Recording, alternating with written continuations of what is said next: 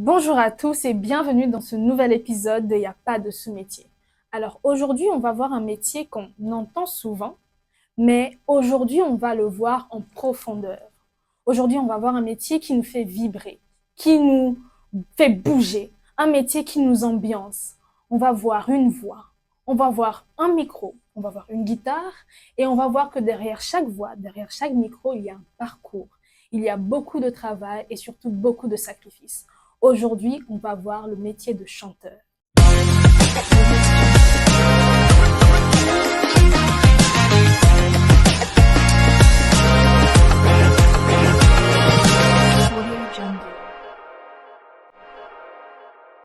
Bonjour monsieur, Bonjour.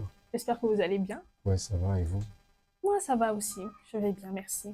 Alors, veuillez vous présenter à nous et nous dire comment vous êtes arrivé dans le monde de la musique.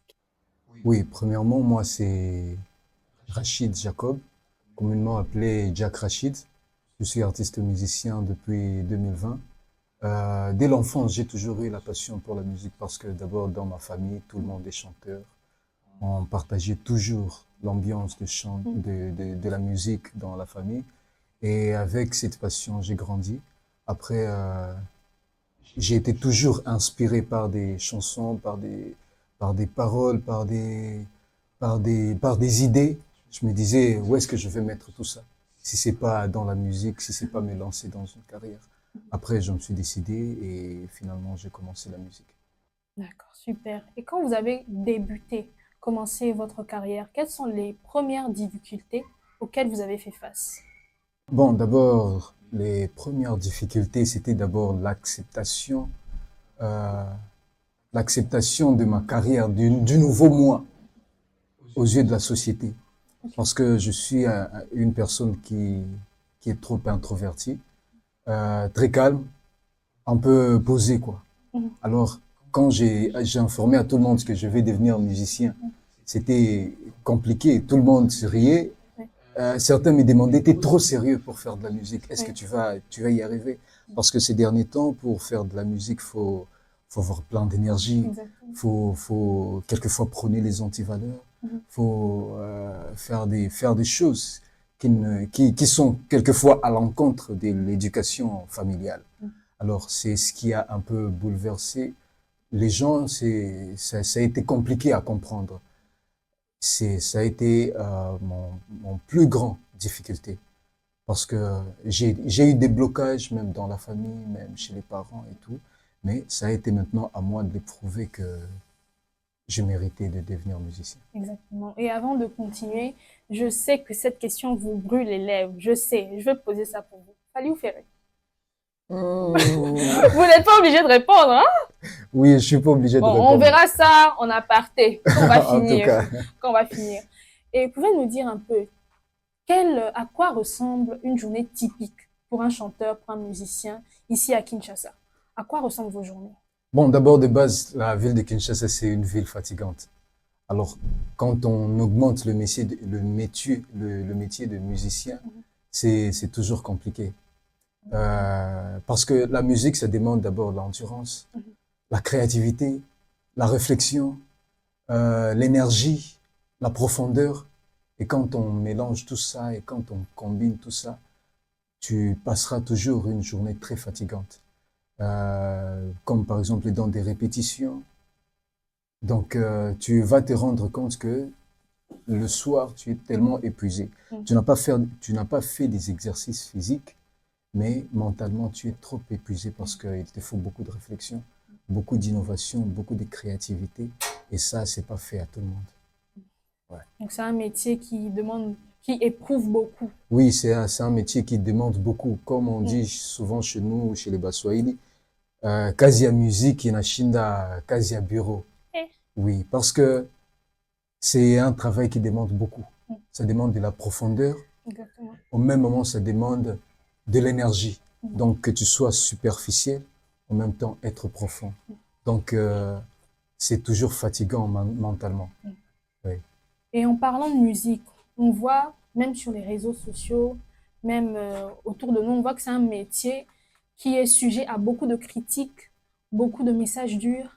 Et comment vous faites face à toutes ces critiques dures que vous pouvez recevoir, ou même quand vous allez, par exemple, dans des concerts, des manifestations, comment vous gérez le fait d'avoir devant vous un public qui ne, qui ne vous encourage pas, ou un public dur? Comment vous faites face à ce public dur et aux critiques que vous recevez?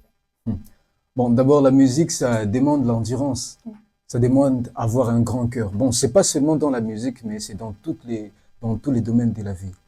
En fait, quelquefois, tu peux être devant le public et eux, ils ont besoin des chansons mouvementées. Mais toi, tu viens avec des slow, tu viens avec des R&B et ils vont te dire, par exemple, Lungwakuna, nous n'avons pas besoin des chansons. C'est fini. Nous sommes fatigués de te voir. Mais c'est à ce moment-là que tu vois certains musiciens commencer à paniquer. Par exemple, il va hausser la voix. Par exemple, il va commencer à faire des trucs qu'il n'a pas préparés dans la répétition pour se faire valider devant les gens. Mais il y a une chose que je mets toujours dans la tête. Sur scène, tu peux pas faire quelque chose que tu n'as pas fait dans la répétition. Si tu te rends compte que tu es sur scène et que tu commences à faire des choses que tu n'as pas préparées, là, tu es en train de tout gâter. Tu es en train de tout abîmer. Alors, l'important, c'est de garder son sang-froid, de faire ce qui t'a amené et de rentrer à ta place. Parce que tout le monde n'est pas obligé de te valider. Exactement. Oui, c'est pourquoi il y a beaucoup de styles de musique, il y a beaucoup de styles de fans et il y a beaucoup de choix. Alors, dans le public, il y a ceux qui sont venus pour entendre une musique douce, il y a ceux qui sont venus pour entendre une musique mouvementée. Alors, si tu te mets à commencer à changer, à perdre l'équilibre, parce que par exemple, tu es en train de chanter une musique douce, mais tu es en train de rendre mauvais service à celui qui est venu entendre cette musique douce. Donc, même si il peut avoir 80% des gens qui n'aiment pas ta chanson, des gens qui te mettent la pression pour que tu descendes, mais il y a quand même 20% qui sont concentrés et qui ont envie d'entendre ta chanson. Et c'est pour ces 20%-là que je preste souvent. Exactement. Oui. Et par rapport au style de musique, quel style de musique faites-vous? Moi, je fais l'R&B. Oui, je peux mélanger quelquefois avec du classique, de rap aussi. Donc, l'inspiration, ça n'a pas des frontières. Partout où je suis inspiré, je chante. Et quand vous dites que vous faites du R&B et de la musique douce, etc., diriez-vous que votre style de musique rencontre certaines difficultés chez la population congolaise parce que nous savons que le Congo est plus basé sur la rumba, etc. Est-ce que vous direz que ici au Congo, vous voyez que vous gagnez des fans avec votre style de musique? Oui, évidemment. Bon, c'est difficile d'en gagner rapidement, comme que les gens qui jouent la rumba, par exemple, ou le ndomolo, par exemple. Mais quand on commence la musique, la première des choses qu'on doit garder, qu'on doit préserver, c'est son originalité, être authentique. Et tu dois commencer à bâtir ce qu'on appelle la fan base. Oui, le fan base, c'est ton public, ton propre public. Généralement, ça commence par ta famille, tes connaissances, et puis ton ami parle à un autre ami. J'ai un ami qui fait ça. Après, l'autre ami aussi, j'ai un ami qui fait ça. Il fait un tel style de musique. Après, ça commence à s'agrandir du jour au lendemain. On ne savait pas que un jour, il y aurait le rap dans la musique congolaise. Les MPR ont commencé, personne ne les entendait, il n'y avait que la rumba. Mais aujourd'hui, leur fanbase est en train de monter du jour au lendemain. Exactement. Alors pour nous aussi, c'est peut-être difficile d'en avoir d'un coup, mais la vie, c'est partir mollo mollo. Exactement. Oui. Donc il faut beaucoup d'endurance. Hein? Oui, il faut beaucoup d'endurance. Tu vois, comme par exemple les plus grands, les plus grandes stars que tu connais aujourd'hui. C'est pas aujourd'hui qu'ils ont commencé. Exactement. Fally a environ, je sais pas, peut-être même 30 ans de carrière. Ah, aussi, t'es qu'à faire, bah, pas un faire, bah, aussi, ça fait exemple à faire. Bon, lui aussi, il a duré. Exactement. Oui, nous avons beaucoup de chanteurs, même les chanteurs qu'on a connus aujourd'hui. Ils ont eu beaucoup d'années d'endurance. Exactement. Oui, il arrive peut-être des fois où tu as tendance d'abandonner Oui. parce que tu sens que ça marche pas, ça évolue pas. Mais avec le temps, avec de l'endurance, tu verras que des choses commencent à venir de soi. Et à votre avis, quel rôle joue un musicien dans la société congolaise aujourd'hui? Bon, moi je dirais que la musique, c'est comme le miroir de la société. Mm. Oui. Avec la musique, on peut bâtir la société massivement. Mm. On peut conscientiser la société massivement. Et avec la musique, on peut détruire la société massivement.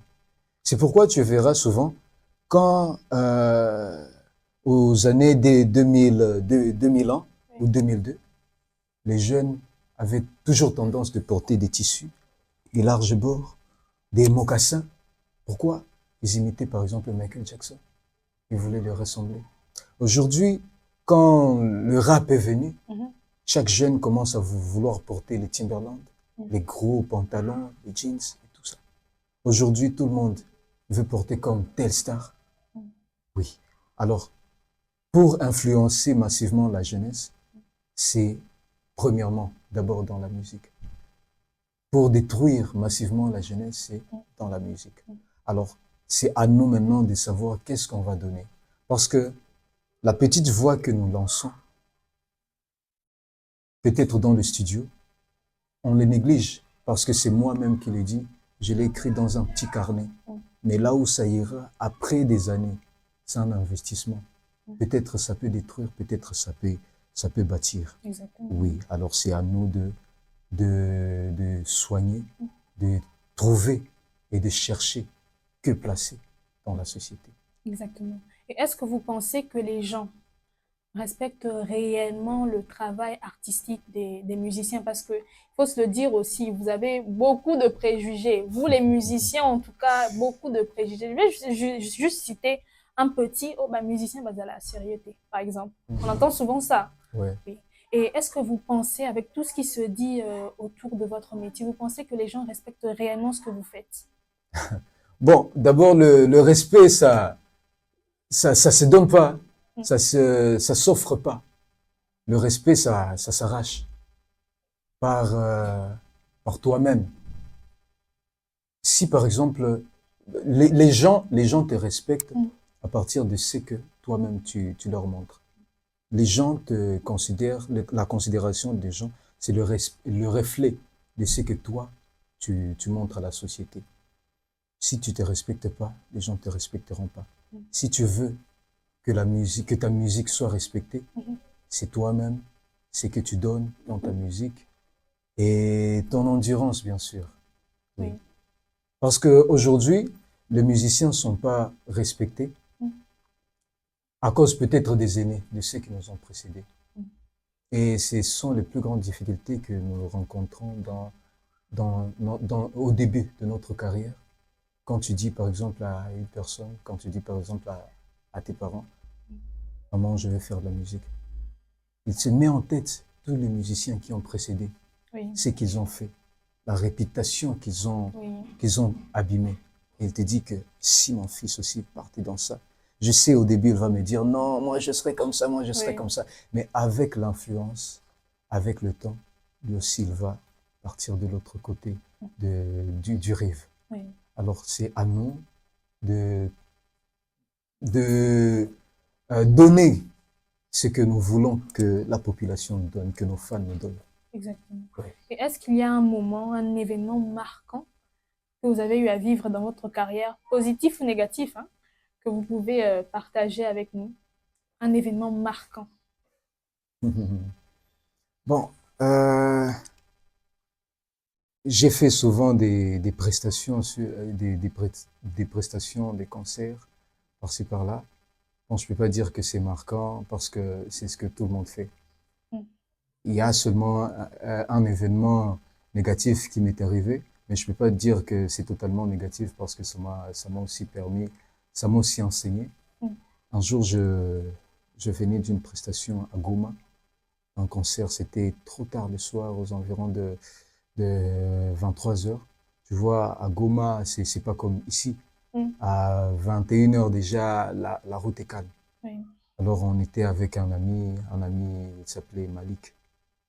On était avec lui, on rentrait tard le soir, sans transport, on rentrait à pied. On est tombé sur une embuscade de militaires. On nous a emprisonnés Mm. Oh, pendant, oui, pendant 2 jours.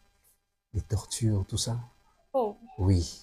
Alors, quand on était dans le cachot, on se demandait est-ce que ça en vaut vraiment la peine de continuer dans cette vie. Mm. Parce que tu vois, quelquefois, quand tu es au début de ta carrière, tu n'as rien dans ta poche, mais tu es obligé de partir prester. Tu es obligé de partir te faire voir Mm. au public. Alors, c'est souvent les difficultés qui te trouvent. Et ce jour-là était le jour le plus marquant de ma vie parce que j'avais goûté au salaire de ma prestation Mm. négativement. Mais Mm. quand même, ça m'a donné de l'endurance. Ça m'a permis d'être fort. Parce que si je suis parvenu à surmonter cela, Mm. aucune autre difficulté ne pourra me bouger. Mm. Oui. Exactement. Et pensez-vous qu'avec l'arrivée, enfin, l'évolution de la technologie, l'arrivée des plateformes de streaming, pensez-vous que la musique, pardon, est devenue plus difficile ou plutôt plus accessible? Bon, moi, je dirais que ça nous a facilité, hein. Ok. Oui, ça nous a facilité parce que on n'est plus à l'époque de cassettes Mm. ou de CD. C'était compliqué parce que pour avoir une musique, fallait que tu partes dans des maisons d'édition, tu achètes une chanson et quand la cassette est abîmée, tu vas plus écouter la chanson. Donc c'était souvent compliqué. Mais aujourd'hui, c'est facile de trouver n'importe quelle chanson que tu cherches. Oui. Si tu as déjà si tu as seulement ton téléphone, ton Android, tes mégas, tu peux tomber sur n'importe quelle chanson. Et ça joue à notre avantage parce que facilement, on peut envoyer des liens. Mm. Et en une journée, 100 personnes peuvent voir notre publication. Déjà, c'est un avantage pour nous. Mhm. Ouais, c'est un peu ça. Wow. Et pouvez nous parler un peu de votre carrière? On veut vraiment tout savoir. Parlez-nous de votre carrière. Donc, je commence dès le début. Oui, bon, ne pas prendre des heures non plus, Ouais. mais de manière synthétique, les moments forts, les moments clés, les moments qui ont peut-être eu à vous marquer, changer votre perspective des choses par rapport aussi à la réalité congolaise, parce que vous ne faites pas de la musique en Europe ou aux États-Unis, non, vous faites de la musique ici au Congo. Donc, en englobant tout ça en fait, racontez-nous en fait, parlez-nous de votre carrière. Bon, ma musique, Mhm. c'est comme une passion native. Je l'ai commencé depuis l'enfance. Euh, c'est arrivé en 2019. Je suis parti en 2019-20, je suis parti à Bukavu. Après, je vivais avec mon grand frère. En fait, je dirais que c'est lui qui m'a appris la musique de base, les solfèges, les bases de la musique. Et c'est avec ça que je suis en train de grandir jusqu'à aujourd'hui. Mon grand frère, je vivais avec lui, Jospin. Il m'a demandé, mais petit, tu es souvent emporté par la musique Mm. que par l'école. Je sens que c'est pas, je sens que ta place, c'est dans la musique. Mm. Mais qu'est-ce qui t'empêche de bâtir ta carrière musicale? Je lui ai dit non, tu vois, la musique ces derniers temps, tu vois la réputation des musiciens. Mm. Moi, j'ai pas envie d'être réputé comme ça. Moi, Exactement. j'ai pas envie de commérage. J'ai eu peur de parler des gens.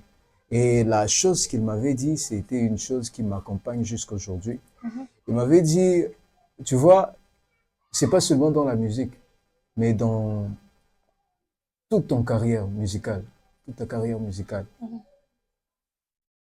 Quand tu réussis, dès que tu réussis seulement, tout le monde parlera. Dans tous les domaines de la vie, tout le monde parlera. À chaque fois que tu vas réussir, même dans l'entrepreneuriat, même si tu deviens pasteur, même si tu deviens président de la République, s'il y a quelque chose à parler de négatif, on va parler. Plus tu es en haut, plus les commentaires viendront, plus les commérages viendront. Ce sont les arbres qui possèdent des fruits qu'on jette toujours des pierres. Alors, si toi, tu te soucies de ce que parleront les gens, tu feras jamais rien dans ta vie. Et avec ça, j'ai réfléchi, j'ai été conscientisé. Je me suis dit, ce qui va venir, que ça vienne. J'ai commencé ma carrière musicale à Bukavu. J'étais en 6e des humanités. Ma première chanson, je l'ai composée pour l'Institut, Ok. là où j'ai eu mon diplôme. Mm. Oui, j'ai appelé les gens, les amis pour venir chanter, un peu comme We Are the World.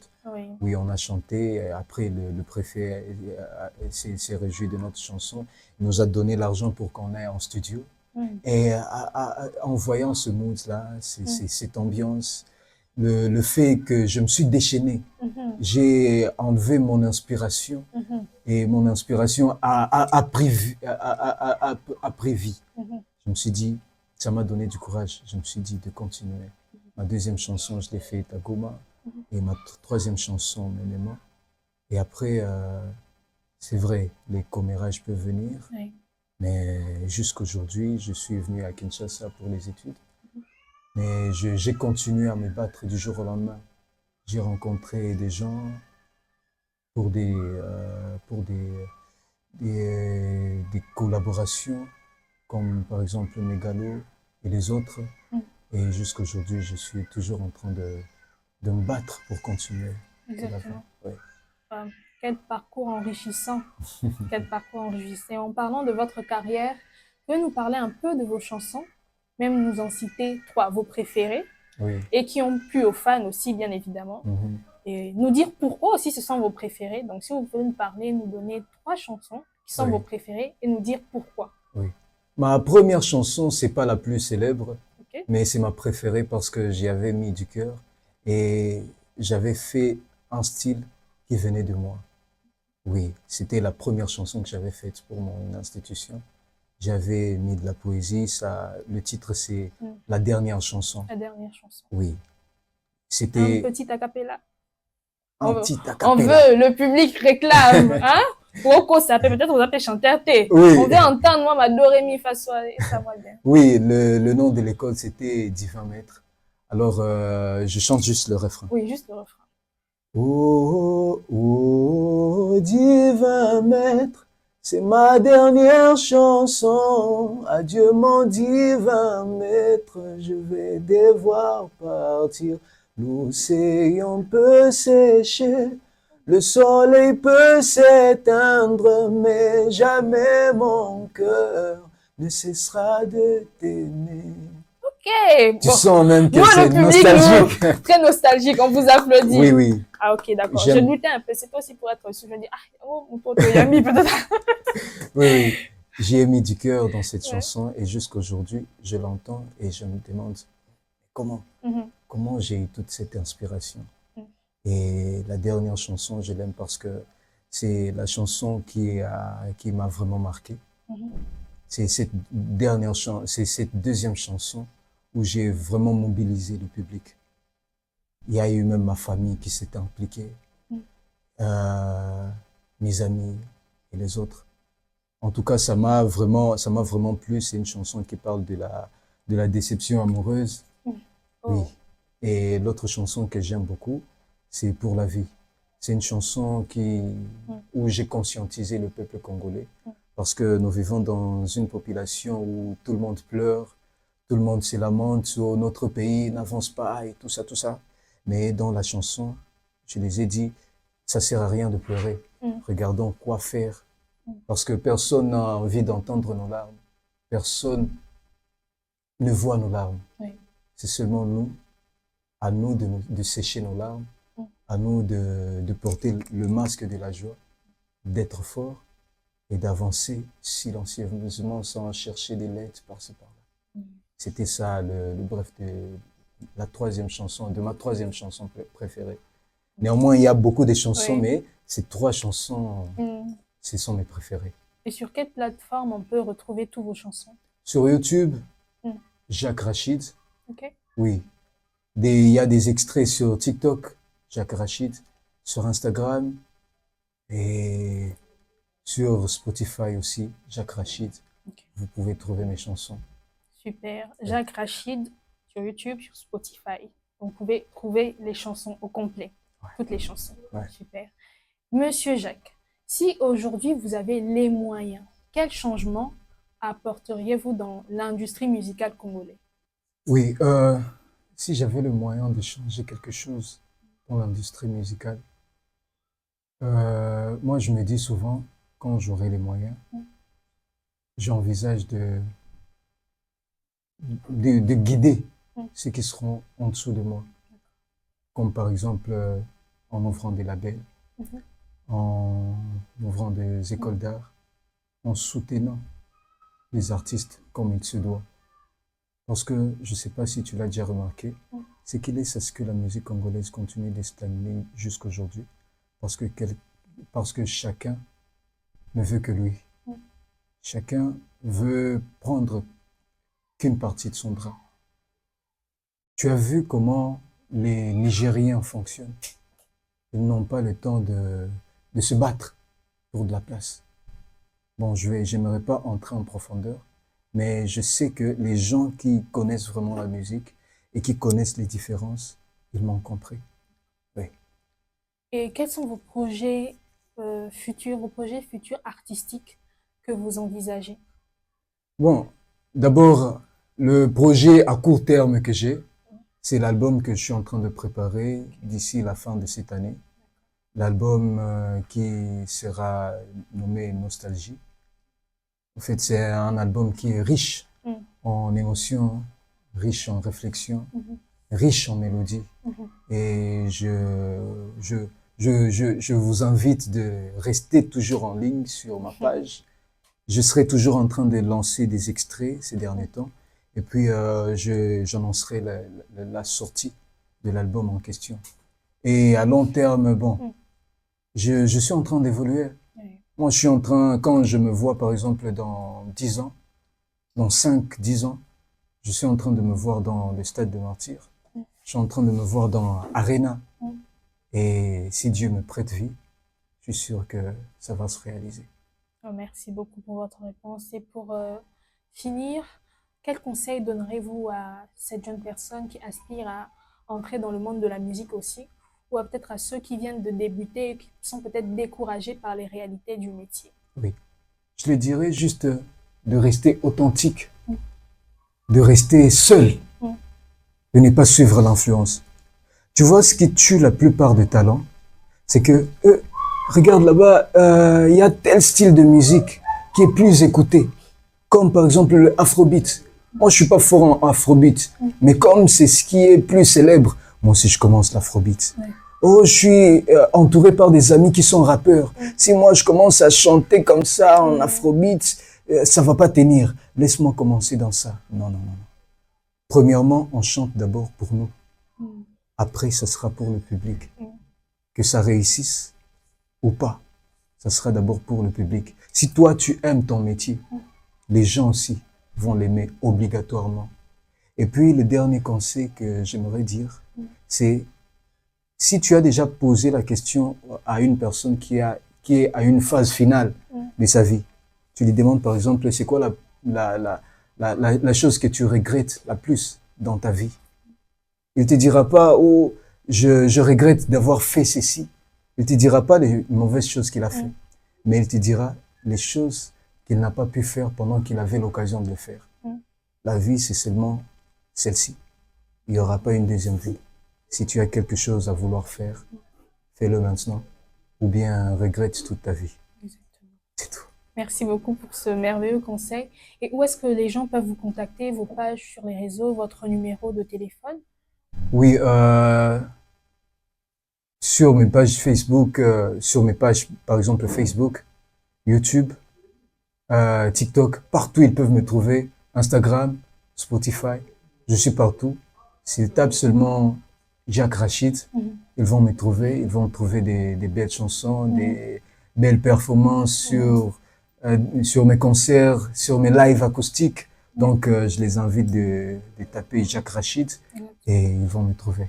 Merci beaucoup, Monsieur Jacques, d'avoir pris de votre temps pour venir partager votre histoire avec nous.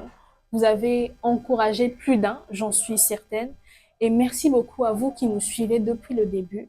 N'hésitez pas à regarder cet épisode, à le regarder jusqu'à la fin surtout, à partager, à commenter, à liker. Et surtout, suivez-nous sur nos différentes plateformes, sur nos pages sur Facebook, TikTok, Instagram et sur notre chaîne YouTube. Comme vous le savez, ici, il n'y a pas de sous-métier. On se dit à très bientôt pour un nouvel épisode. À plus!